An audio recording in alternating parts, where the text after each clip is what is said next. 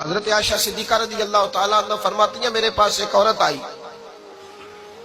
تو میں نے اس کے ساتھ 2 بیٹیاں تھی اس کی، میرے پاس 3 کھجوریں تھی، میں نے اس بی بی کو دے دی، 2 بیٹیاں تھی۔ اس عورت نے کیا کیا، میں دیکھ رہی تھی، ماں تھی نا اور بیٹیوں کی ماں تھی، اس نے پہلے ایک ایک کھجور دونوں بیٹیوں کے منہ میں ڈالی اور پھر جو کھجور اس کے پاس بچ گئی میرا خیال تھا یہ کھائے گی، لیکن اس ماں نے اس کھجور کے 2 ٹکڑے کیے اور وہ بھی اپنی بیٹیوں کے منہ میں ڈالے۔ حضرت عائشہ صدیقہ فرماتی ہیں اس کا عمل اتنا حسین تھا، اس بی بی کے اس عمل کے اندر اتنا حسن تھا کہ میری آنکھوں میں بھی وہ بات رہ گئی، دل میں بھی رہ گئی، روح میں بھی سما گئی۔ اس کے حسن اور تاثیر کو میں بھلا نہ سکی، شام تک وہ کیفیات، وہ انداز، وہ اس عورت کا طرز، اس کا وہ انداز میری طبیعت کے اندر بار بار مجھے اس کی طرف متوجہ کرتا رہا۔ شام کو محبوب تشریف لائے، نبی کریم صلی اللہ علیہ وسلم شام کو جب تشریف لائے تو حبیب پاک علیہ السلام کو میں نے بتلایا، میں نے کہا حضور بی بی آئی تھی،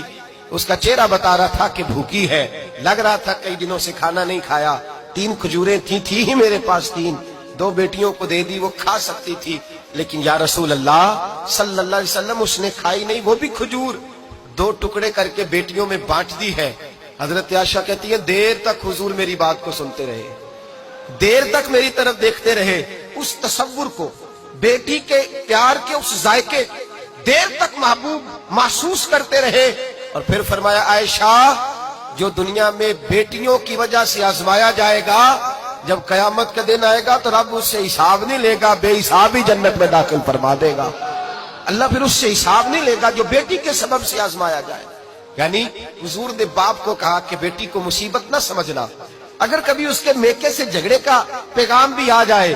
اگر کبھی دوبارہ تجھے اس کی طرف پلٹ کر جانا بھی پڑے، میرے نبی پاک صلی اللہ علیہ وسلم سے کسی صحابی نے کہا تھا یا رسول اللہ بہترین صدقہ کون سا ہے؟ حضور بہترین صدقہ کون سا ہے؟ وہ میرا مال جو اللہ کے راستے میں خیرات کروں تو رب مجھے زیادہ اجر عطا کرے، وہ کون سا ہے؟ تو میرے نبی پاک نے فرمایا اگر تیری بیٹی واپس لوٹ آئی طلاق کی وجہ سے یا بیوہ ہو کر واپس آ گئی اور تجھے اس لوٹنے والی بیٹی پر کچھ خرچ کرنا پڑا تو تیرے رسول کا وعدہ یہ ہے کہ اللہ تجھے اس روپے پر سب سے زیادہ اجر عطا فرمائے گا، اس پیسے پر اللہ تجھے سب سے زیادہ۔ انہیں بوجھ نہ جاننا، ان کی آزمائشوں پہ پریشان نہ ہونا۔ گھر کبھی بیٹی کا پیغام آ جائے کہ اس کو پھر سے یہ تکلیف ہوئی ہے، باپ سمجھنے لگا تھا کہ میں تو فارغ ہو گیا، نکاح کر کے میں فارغ ہو گیا، پھر اگر کبھی اسے پیغام آئے تو میرے مصطفیٰ کریم نے فرمایا وہ پریشان نہ ہو، وہ دکھی نہ ہو، بلکہ جو بیٹی کی وجہ سے آزمایا جائے گا اس سے تو حساب ہی نہیں لیا جائے گا، اللہ بغیر حساب ہی جنت عطا فرما دے گا۔ اتنا بڑا مقام، اتنی بڑی عظمت اور فضیلت اللہ کے رسول نے بیٹیوں کے ماں باپ کو عطا فرمائی۔